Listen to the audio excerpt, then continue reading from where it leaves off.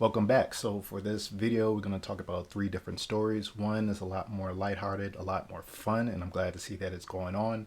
Another one a little bit more serious, but that's life. That's generally what happens in West Africa. There's always going to be complications going on, but all good. Going to finish up with a story that's more inspirational and can possibly give you some ideas. So I'm going to talk through all of that and make sure that you're well informed with what's going on in West Africa. But first, I want you to hop over to meetup.com. If you're in the DMV area, then definitely check out my meetup groups. Uh, really, it's really important to develop communities when you're abroad. So just being in the US, being in DMV, having more African communities or West African communities, it's always a plus just to talk amongst each other, network, and all that other good stuff. So definitely take a look at my meetups right here, join them, and subscribe. I will be mentioning new meetups that's going to be happening for November. So when you do subscribe, sign up, and then you'll get alerted. Get the app too if you don't have the app, but you'll get alerted once I have the events set up and ready to go. And then you, of course, come out, meet new people, and you take it from there. So let's get into it. Now, I'm not big on Netflix. I don't have a Netflix account anymore. Really, what I like to do is just read, watch podcasts, and just study. That's just what I enjoy doing. Business, usually about business, or just anything involving West Africa. So I came across a story that just goes to the opposite, and it's about Nigerian films, and specifically one Nigerian film on Netflix that is basically doing very, very, very well. And anytime I can see a story or hear about someone from West Africa doing well, then I do want to promote it. I want to do my job in promoting what we got going on. So let me blow this up so you all can kind of see the wording. But here we got a Netflix thriller tackling the theme of justice in Nigeria and a global hit. So I'm just going to go a little bit through the article. A Nigerian action thriller that tells a gripping story of corruption and police brutality in Africa's most populous country has reached record viewership numbers on Netflix charts globally. It's a reminder. What's going on? Okay, it's a reminder of the power and potential of Nigeria's rapidly growing film industry. And they're talking about Nollywood, obviously, and Nollywood is definitely big. I think it's behind Bollywood, which is in India, Indian films. So Nollywood is definitely growing. The Black Book has taken the streaming world by storm, spending 3 weeks among the platform's top 10 English language titles globally, peaking at number three in the second week. It garnered 5.6 million views in just 48 hours after its December 22nd release date. So that's pretty good. Yeah, I believe this is the producer. Films are made for audiences, and the bigger the audience for a film, the better chances of your message going out. Producer Aditi Effiong told the Associate Press, "The reality for us is that we made a film made by Nigerians, funded by Nigerian money, go global." So now I was just talking about other films that have done well on in Nollywood, and maybe you all are familiar with some of these releases on Netflix. Yeah, so these are Netflix titles that are doing well. So, and I'm gonna get to how I feel about Nollywood videos, but anyways, so this book, the Black Book, was financed with $1 million and is doing extremely well. I think $1 million is pretty low for a movie production cost. So this they're definitely getting a return on their investment, or I would think so that they are. And the movie just tells the story of Nigeria's checkered past, spanning a period of 40 years from when military regimes killed and arrested dissidents at will into the present day. This is still happening right now. So the film opens up with an abduction of family members of the head of a Nigerian oil regulatory agency, aided by corrupt police officers working for top politicians. To cover their tracks, the police kill a young man framed as a suspect in the kidnapping, not knowing he was the only child of a former special operative who abandoned his weapons for the pulpit. In his prime, the character of ex-officer turned pastor Paul Dima, played by Nigerian movie icon Richard Mofe Damijo was known as Nigeria's most dangerous man, with a past punctuated by assassinations and involvement in several coups across West Africa. Portrayed as a repentant man who has turned over a new leaf by being inspired by his favorite Bible passage, 1 Corinthians 5:17, Idema feels compelled to take revenge for his son's death after failing to convince authorities his son is innocent. Um, and now it's just in this part is talking about what happened in 2020, the protests that were going on, and the police just abusing their power. And we all seen the scenes, and we all seen the videos of that. So going back to the story, for Edema, justice for his son comes at a cost. One by one, he hunts down the officers behind his son's death, leading him to the army general behind the plot, coincidentally his former boss. It is a fictional narrative, but this is what Nigeria was. He believes Nigeria is not doing a good job of teaching its history, which is true. I've heard that a lot of schools in Nigeria don't teach the history of Nigeria, especially when it comes to the Civil War, which is definitely not good. You need the next generation to understand how Nigeria has come to be, and letting young people understand how the country's past is shaping the present. So just trying to go through. This is basically talking about the shootings, how the government isn't really doing anything with the police shootings in 2020. And I want to get back to the point. There was something in this article that I saw that was interesting. It's talking about subscribers, talking about financed by black people, black actors, producers. And I'm going to leave a link. Yeah, that's the end. I'm going to leave a link in this video's description so you can actually read the story yourself. But that's basically it. And I will say what I like about this story is seeing different types of content. It's not the same typical content that you usually see from Nigerian films.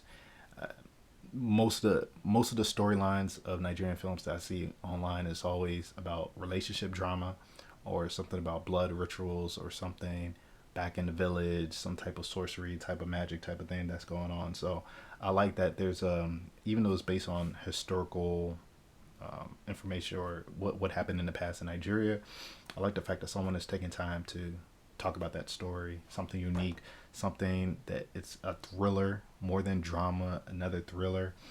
That's always interesting to me. What I do want to see is, if I had the money, I would definitely fund it, but I want to see something comparable. Like it doesn't just have to be in Nigeria, but a collaboration with all the different countries in West Africa, and they do a series that's similar to Game of Thrones. So if you don't know about Game of Thrones, basically it was just about the kingdoms in Europe, how they were always fighting, trying to get power and try to survive during winters. And it's a very popular film. If you don't know about it, you can just Google and see exactly what it's about. But that's how it is. It's just different kingdoms, and I thought it would be cool if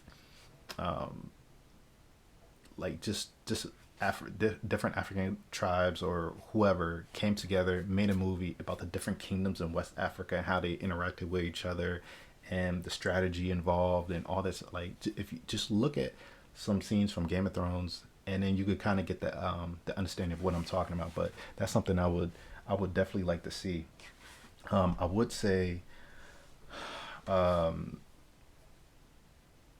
in my opinion, when I do see the same type of story coming from Nollywood, it just shows like lack of creativity, and I'm gonna show you what I mean. If you go on YouTube, so I did searches on this. If you go on YouTube and you see what are the top best films in Nigeria, usually is going to be all drama, as you can see in the pictures. And I clicked on some of them, and it's basically what you think is going to be My Wife and stuff like that. It's all drama, all drama.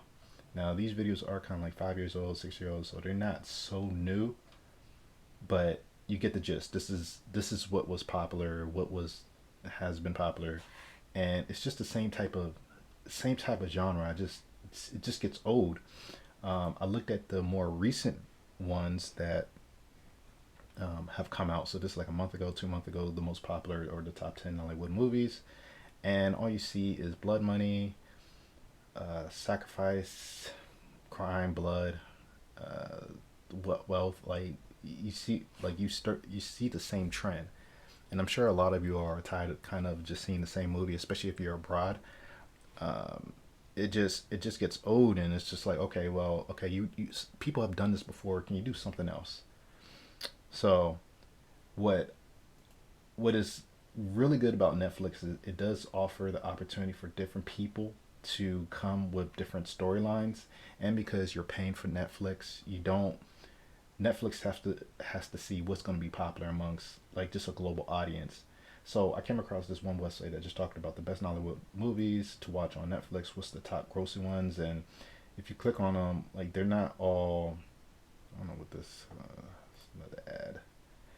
They're not all about just relationships and stuff like that. I'll leave the link for this webpage as well, so you can check it out. But it's definitely not all about just the same type of content. So trying new ideas, taking risks. It's all to get a bigger audience, and I want to see more producers doing that rather than just talking about the same old thing over and over. Um, include different content because people abroad, especially because they're paying for content, they want to see something new. So, but that's basically what's going on with this. I mean, kudos to this producer. I'm gonna get his name one more time. The Black Book, and produced by just his name, Edidi Effiong. So kudos to this guy for doing what he's doing and coming up with different content, and also the other Nigerian artists that are also coming up with their own content and doing what they need to do. It's necessary. We want to see variety in what we watch. That's a big thing for me. I don't like listening to relationships all the time. Like I could do some, especially because right now I'm just trying to learn Yoruba, so I got to keep listening to these Yoruba films, and it's always the same thing. So I would like to see something different. But I want to end this video with just asking you all a question. Um, what kind of stories would you like to see produced more of, if at all? And are you a fan yourself of just the typical Niger drama, Niger films? Like, what type of films do you enjoy watching? And if you have like a movie idea for a producer to do, what would it be? So I'm curious to know that. Leave it in the comment section down below so I can get some ideas and start some dialogue. But yeah, that's what I have to say about this topic. And stay tuned for the next one. So unfortunately, we have some trouble in paradise. We're talking about Cote d'Ivoire, formerly known as Ivory Coast, and their cocoa woes. So if you don't know, Ivory Coast is the top producing country of cocoa. Next comes Ghana, but the problem is they're not really captivating most of the money in that industry. So I'm gonna talk about this story that's going on in Ivory Coast or Cote d'Ivoire, whichever. It's really Cote d'Ivoire, but a lot of people just know it as Ivory Coast. So I'm gonna read the story and gonna give some commentary right after it. So let me blow this up. Actually, it is blown up. All right. So Ivory Coast in a fresh standoff with cocoa buyers over premium. Ivory Coast is struggling to sell its cocoa export contracts for 2024 and 25, with multinational companies demanding it lower prices, which are elevated due to supply squeeze. The head of the country's cocoa regulators said on Wednesday Ivory Coast is the world's top producer of cocoa, the main ingredient in chocolate. Along with neighboring Ghana, it produces about 2/3 of the world's supply. So that's definitely a lot. Most of the chocolate that you eat, the main ingredient in cocoa is, or I think some people call it cacao, but it is coming from most likely Ivory Coast. So there you go. But didn't even know. The country expects a 25% drop from last year in cocoa arrivals for the current October to March main crop due to poor weather conditions. The industry sources have previously told Reuters they expect a 20% drop in production for the 23-24 season. London cacao or cocoa futures hit a record high, with speculators doubling down on bets. So they're just trying to figure out how much to buy cocoa. That's all about the shares and stocks and that nature. There were some parts of this article that was interesting. One of the premiums that Ivory Coast uses to improve the income of cocoa farmers is known as the origin differential, and is paid by the trade to account for quality differences in beans from different regions. I wonder what causes these differences. Maybe it's just the soil, of course, the climate, the air, but the premium is currently at zero, but companies are pushing for it to be negative. So that seems like they just want a, a discount. If that's the case, they want it cheaper, and they have some leverage because they process the cocoa into chocolate. So we started sales of exports, but multinationals approach us to demand a reduction in the origin differential, which has already been at zero for many months. Oh, we want to tell the cocoa and chocolate industry that we will not lower the differential. We have made too much effort and sacrifice for them. Well, good for them. Major companies such as Hershey, Nestle, Mondelez, and Berry buy cocoa from Ivory Coast. Ivory Coast and Ghana boycotted industry meetings in Brussels last year over a similar price dispute. No one can buy, so now they're just talking about the cost, what's going on. Prices are too high, creates a lot of risk. If they buy it, price is too high. So this is just all about business. It's all about business and someone trying to get the better deal. And that's usually how these things go. This is basically the article, and I did want to include why things are dropping. And basically just talks about just global warming, different climate change that's been going on. And yeah, but right now, West African countries are seeing the opposite and experiencing an unusual warm and dry growing season due to the naturally occurring El Nino weather phenomena. As a result, cacao, this looks like cacao, bean crop growth is suffering. So the change in weather conditions have adversely impacted supply while demand has remained quite stable. So naturally, prices have to increase. He said, while general inflation definitely has some impact, in this case, the reason is more specific increase in cocoa prices.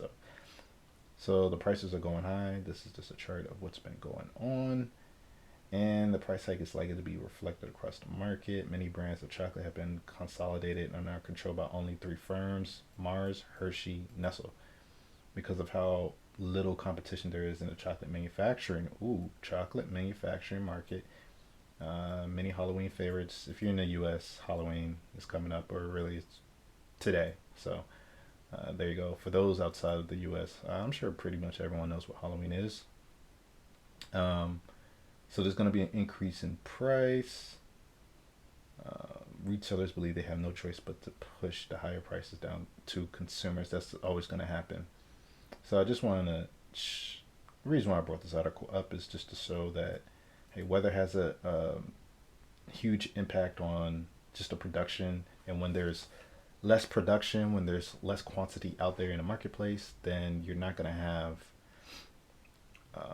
the prices are going to go up just as a response. And there's a reason why I'm saying that. So when I read this article and just what I think about, the first thing I'm thinking about is how I should really start looking at, and a lot of people should just start looking at the cocoa industry and Ivory Coast. Like for the fact that you're the top producing country of cocoa in the world should let you know that, hey, there's a lot of opportunity there. And it's not just farming the cocoa. You have to look at, if you look at the whole value chain from cocoa to chocolate, or even to other products, there's a lot that goes in between, because in between transportation, quality control, who's creating the equipment to execute a lot of these processes that need to be done in order to ship it international.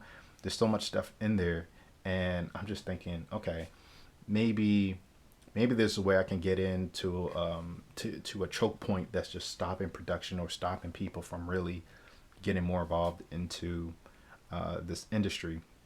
And I imagine, because they have so much cocoa, I'm thinking, imagine if their cocoa industry was as robust as how Dubai is with oil. So now, I mean, I'm not saying it's the same thing, but there's a lot of you see what Dubai did.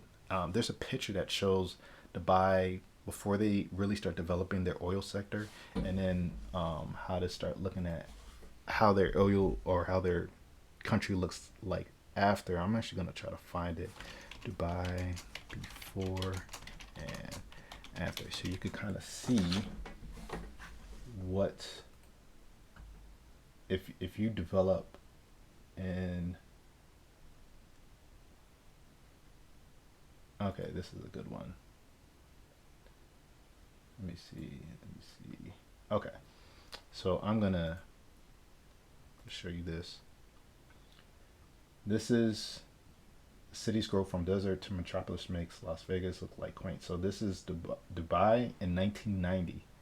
So all you see, all you see, and then they invested in themselves, and now I believe it's that same area. You just look at how everything looks like.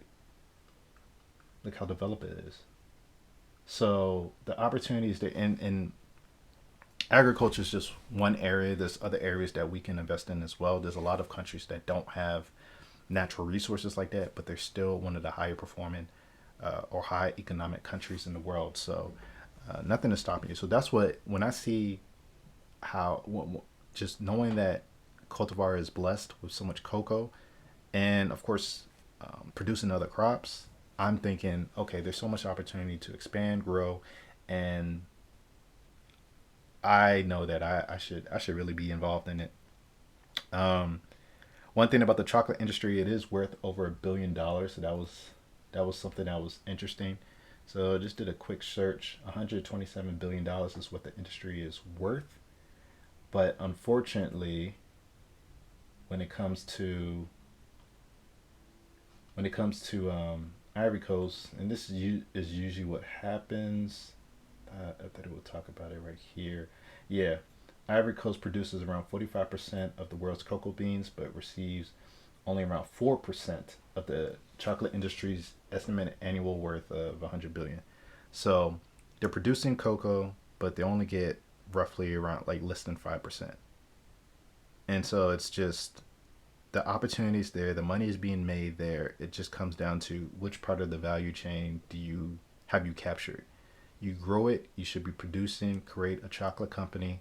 Someone could create a chocolate company that um, is made by locals or whoever in Cote d'Ivoire, and then anything, all the other products that come from cocoa. So that's what I'm saying. It's just the opportunity to grow in that. I'm really looking at it as, hey, there's already opportunity here, and I don't know my camera, so focus. It's all good. But I see the opportunity over there, and I see what's going on, and it's just, hey, there's untapped potential, untapped resources that are not being utilized as they should. And this is just an opportunity for anyone that wants to get inside of it, wants to get inside of the industry, to go ahead for it. I say food in West Africa, food is oil for us. We don't need the oil. We have plenty of arable land, and we should be doing a lot more to get into it. So I will ask you, or I will leave you with this question. If you can put your response in the comment section down below. If you was to be given, what's a good amount? Let's just say about $100,000 to invest in your country's agricultural industry, what would you do with that money? I'm curious to know, because I can always get some ideas. So yeah, if you had that money, $100,000 US dollars, to it's only to be invested in your country's agriculture sector, what exactly would you do with it? Exactly, if you can put in like some detail, and you never know, there might be a $1 million idea just waiting, and someone probably has it. So that's what I get from this article, and hopefully you gain something from this as well. All right, so I missed one thing, just a small note. When it comes to the employment in Cote d'Ivoire, what I found interesting is most people usually, I guess just usually is a lot of West African countries, most people are employed in the agricultural sector. It's about half of people that are employed, and of course I'm going to have the link to this as well. if already half of people self-employed are have some type of skill in the agricultural sector, if you, let's just say you're creating a company and you're looking for workers, well, at least you know there's a baseline for the people that already in the country. They already have some skills, maybe a little bit of training, maybe need to bring in some equipment, but there's an opportunity for you to pick people up from wherever they are, or to partner with them so that they can continue on with their own ambitions, and then you can enhance them. You're all working together, so that's just always an opportunity. And also, the, I didn't know this before, but the unemployment rate in Ivory Coast is actually really, really small. It's about 2.6%, and that's actually pretty good. I don't know what it is for Nigeria, but I'm sure it's pretty high. So you already have people. Most people are working. Most people are making some type of money, and it's a it just eliminates a lot of the risk from people that just don't work, haven't worked in a while. It comes to just behavior in the workplace and all the other issues you have with people that, if it's a country that are largely unemployed, then obviously there's going to be issues that come with that. But anyways, I just want to add that point so that it just makes it look more attractive to invest in the cocoa sector in Cote d'Ivoire. All right, so I got to end it with an inspiring story. So I'm going back to one of my favorite websites, How We Made It in Africa. And this one, similar to the previous story about just sweets, this one is going to talk about a person from Mali that decided to invest in a candy and biscuit empire, or business, and it's trying to grow, and they're doing a really, really amazing job going about it. So this is just a snapshot of what it looks like, looking nice, looking productive out here. So I'm gonna talk about this story and what's going on, just my thoughts on it. So I'll go ahead and start reading. So this is a story of how Julian Ashkar built Afrawara, a confectionery. Now, I always see this word around, and I wasn't sure what it is, so I actually looked it up. And confectionery just means candy. So maybe you all learn a new word today. Confectionery just means candy, so that's what it means. So, a candy and biscuit enterprise in West Africa. Julian Ashkar was raised in Mali, where his father and uncles were notable businessmen. They managed an array of enterprises, including a confectionery producing candies, a pasta factory, a flour mill, and a bottling company. Julian spent his formative years observing his father at work, gradually absorbing the nuances of business. Now, pay attention to this guy's story. It's really, I'm gonna make a point about it in the end. So just pay attention to what he went through. He left Mali to pursue further studies in France. Yet, after graduating in 2003, he was summoned back to join the family business. So he left France, brain drain right here, college, to pursue supposedly a better opportunity in France. But he came back under his uncle's guidance. He took a position in a candy factory. So his uncle pretty much taught him all about how to make candy. And then after 5 years, he again went back to France, where so he actually got a job with a logistics company. And his logistics company, funny enough, took him to various African countries. So he always felt like, hey, I need to start doing business on the continent. I'm seeing the opportunity here. What am I doing? Just being an employee, just working this job. Especially if you have some type of conviction on your heart about it. So while working, Julian co-founded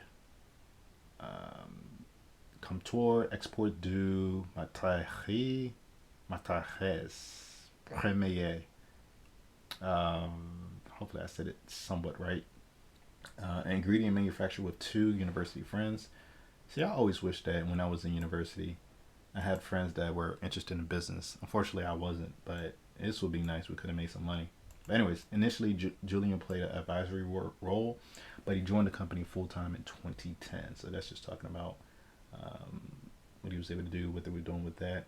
At the time, Julian came on board, so built the business, it started to grow. There was a candy manufacturer in Cote d'Ivoire. It was seeking a buyer. Um, Nearly 80. This happens a lot. That's why a lot of us that have the capabilities and the conviction to do something in West Africa, we need to start. You don't have to start a business from scratch. You can always buy a business, and a lot of times it's going to be situations like what I'm about to read right here, which is that its owner nearing 80 lacked a successor. Responding to the opportunity, Julian founded Afrowera Group and acquired a majority stake in the company. So so there they go. They're producing different sweets, history and lollipops, and Afrowera made its second investment in Africa when another client, Ghana-based sweet and gum manufacturer, sold it a stake in the business. So now you got two businesses. Afrowera had a solid manufacturing footprint, so they're manufacturing. That's always good in West Africa. And Julian basically wanted to have more control or take over the company he just acquired. He got some private equity, so he got some capital, and he was able to buy off more of the shares. Yeah, purchase the remaining shares in the companies and institute a group wide operating system. So now that you have more control of the two businesses, now he can control more. He can be more efficient. He can make certain changes. This is what you want to do. This is how you grow. Julian first. Okay, so then and I guess a manager. I don't want to go through all of the story because that'll be kind of long. But basically, the rest of the story just talks about his his business, what he's been able to do, how he wants to expand, and really just another inspiring story of just showing that hey, if you have an idea, if you have a conviction of doing something important in Africa or anywhere, then you can't you have to pursue it because then it's going to start to eat at you over and over and over, and that's just the worst. So what I get from this story is basically um, there's more to life than just going to school and finding someone to hire you. This is one of many examples. This story is one of many examples where um, the stuff that you interact with on a daily basis um, can offer you an experience, some type of benefit that can enhance your life. So one of the other stories that I came across, how we made it in Africa, is this pineapple juice company that was started in Togo, and basically the story just talks about how someone he was going by, he noticed he was trying to figure out what business he can start, and I mean basically he just he looked at pineapple. He's like, let me get to the point where just Elise, co-founder, was trained in finance but always dabbled in agriculture. In 2012, he started a company called Label that sources and exports pineapples and other organic crops grown by Togolese smallholder farmers. As time went on, he wanted to add more value to the pineapples locally instead of just exporting it in raw form. That's what you want to do. So most people just export it because it's cheaper, but you're not capturing most of the value. So he wanted to do more. He started researching. He started researching products he can make from pineapples. There you go. Just simple. He considered dried fruit, but eventually settled on juice. However, he didn't want to start his own retail brand because retailers ask for a lot of different terms, and he just didn't want to do that. He decided just to sell to businesses. He brought on board a French partner. So I'll just make a small note. When people talk about, hey, Africans only need to do business with Africans, anyone that tells you that, anyone that says that they're not they're not entrepreneurs, they're not business people, because that's the dumbest thing you can do. Is just go off of because someone is a certain color, you shouldn't talk to them, you shouldn't do business with them. That's how you fail.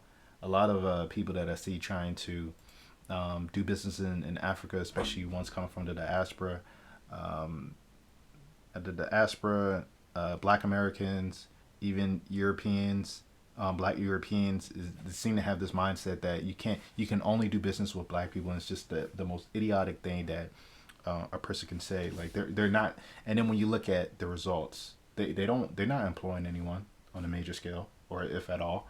So this guy was smart. He partnered with someone that had experience setting up factories and registered a business in 2017. He was looking for experience. Who cares what how they look like? Hopefully, I ain't even look this person up. Let me just see. It'd be odd if he was black. I'm just curious. Yep. A purely French guy. So I don't know. Pineapple juice. Let's just see if this picture's up there. This has come from the same article.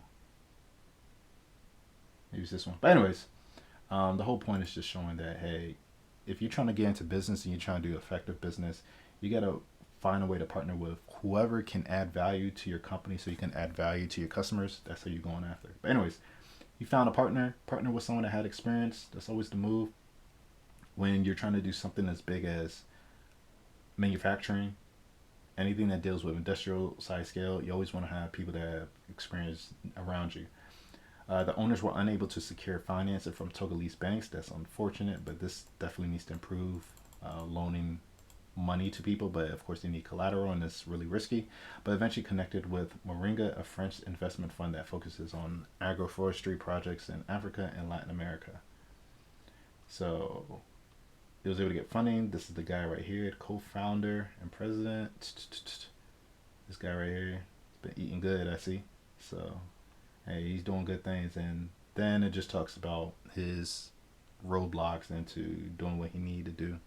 So I just brought that up there just to show that hey, any basic thing that you just walk by every day can offer you a lot more opportunity than what's going on just in the colleges and the schools. Like just trying to get a degree, you're gonna get a degree with a lot of other people that are just trying to get a degree, and not understanding how does your degree add value to the to the market, to the I'm gonna say to the job market. Like it always comes down to how do you add value to a company. And if you can't articulate that, or you can't clearly show how you add value to a company, they're just not gonna hire you. Having a degree is just not enough. Like too many people have them nowadays, and it's just like okay, what else can companies do to make sure that they get in a good return on their investment? Now, another thing that I was thinking about is when it comes to South Africa, South America, their climate is very similar to West Africa, and I'm gonna just show you right here. I mean, we're all Central America, South America. We're all close to that equator,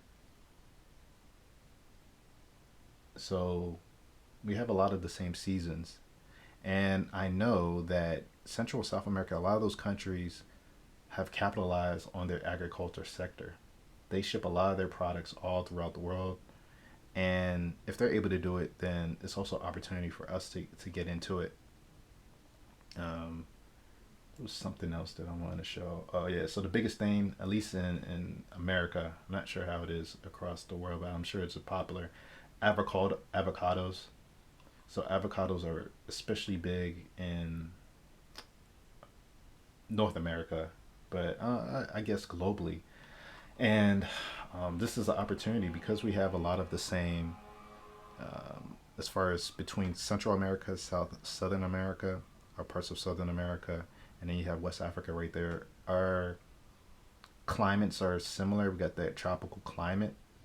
I'm not sure of the details, but we can grow this here. Like so, here's as an example of a farmer in Nigeria growing avocados. Now we don't grow that much, but here's an opportunity to get into the avocado industry. So then, the question is, how big is the avocado industry? 14.85 billion. So it's a good industry that offers promise and it offers opportunity. Just one. So you got cocoa, you have avocado. You see what I'm saying? There's so many different because we have the good land in West Africa. Food is our oil. it just got to think of it a little bit different. We have to start to capture more of the value chain to get there. So then I was just curious about which countries are producing the most avocado. So you go down. So the first one is Mexico. Mexico has the most avocado exportation. And if you go here, where's Mexico? Near the equator. That's right. That's why I'm looking at just West Africa right now. So very similar. And look at the list. Let's just start going down. Colombia, Peru, Indonesia. Where's Indonesia? Once again, you're gonna see the same trend. Indonesia's right here, near that equator. Near that equator. So the opportunity is there. Go down the list. The first West African country you see 12, 13, 14, 15, 16, all the way down. I guess you can include Cameroon. But I always think of the ECOWAS countries, but I'm looking at Ivory Coast right here. And here you have Ivory Coast. So West Africa, Ivory Coast is already producing avocado. It's not that big, but it has the potential to be big if you just focus on it. So, um, yeah, this is, yeah. So that's bad. Anyways, that's the whole point I'm saying is there's a lot of opportunity in agriculture. Everyone already knows this. So where's the opportunity? You have to focus on the value chain, capturing more of the value chain. If you do that, then a lot of uh, just development can start to flourish when it comes to employment. A lot more people like we should dominate agriculture in my opinion, especially just in Africa. I think we have um, good climate, or I know we have good climate. We got good soil in a lot of different places. There's so much that we can grow if we just focus on, rather than just finding oil. Well, I don't think we're focused on finding oil anymore. It's like a lot of people see it as a curse, but um, just growing and capturing the value chain and building good industries, good businesses can allow us to grow the way and develop as we should to look like a Dubai. That's where we should be going if we was able to really focus on this. And in order to get there, you need the right training, you need the right education, and this is why I'm really big on when it comes to trade education, vocational schooling, those type of areas of society that just get overlooked or they're looked down upon. That's where a lot of the money is coming. This is how you maintain your society. This is how you grow as a society. You need those type of important jobs to be fulfilled, or those careers to be created for people to learn from it. So okay, it could be something like pineapple. You could do more study on it, or pineapple or cocoa. You can do more study on figuring out, okay, are there any medicinal purposes that they also have as well. Do more research. Okay, can you use it in construction so that it's more green? Like this is where it comes to the research and development, and you need people to do that. So now you're hiring people to do more research. It can offer a lot of benefit to a country, obviously. So I will leave the end the video with this. If you were to give advice to a 16-year-old that's just getting out of their compulsory education, and they're unsure of what to do next. They don't know what to do, or if they should go to college. Or they're being forced to go to college. Maybe they can't pay for it. They don't really want to go. What advice would you give to them in order to on what to do next? And if I get enough responses on this one, then I'll probably make a video about it, because I think that'll be very, very helpful to a lot of people. So that's the story. It's pretty inspirational. I hope you got some ideas from it. Let me know if you have your own ideas of what you want to do in your own country, or just it could be just anywhere. How do you think you can add value to the marketplace? I would like to hear your thoughts. And also the question that I asked, like, what advice would you give to a 16-year-old that is about to be out on their own, and they just are not sure of what they can do with their lives, or they don't know which direction to turn to? So let me know in the comment section down below. Appreciate you watching. If you haven't already done so, then go ahead to meetup.com. Again, if you're in the DMV area, you have to be in the DMV area, and check out my meetup groups. These are the 3 right here. And of course, you can click on it. You can learn a little bit about what the meetup is about. And you can see here, I'm trying to grow my meetup groups and create more bigger communities focused on a common theme. And it just allows for better relationships with people, better stories that I can tell on my YouTube channel, and just allows a opportunity to easily network with people that you usually won't come across. So if you're in the DMV, subscribe to or check out one of my meetup groups and subscribe to all of them if you feel that you can be a part of all of them, or just pick one that is of interest to you. Also, I will be announcing meetups that's going to be happening for November sometime this month. Maybe I might even do it today if I got the time. So you can check out just the different events that's going to be going on that you could go to, meet some new people, do something different instead of just going to the club all the time. Hey, this is an opportunity to do something fun, do something more engaging, so that you can just grow as a person and also get out your comfort zone a little bit. So there you go. If this video offered you some good value, maybe made you think about certain things that you didn't really think about before, then definitely give this video a like and share it with your friends so that they can also benefit from the content that I'm putting out. And subscribe to my channel if you haven't already done so. Make sure to click the link so that you're alerted when I do drop new videos. Until next time, catch you later.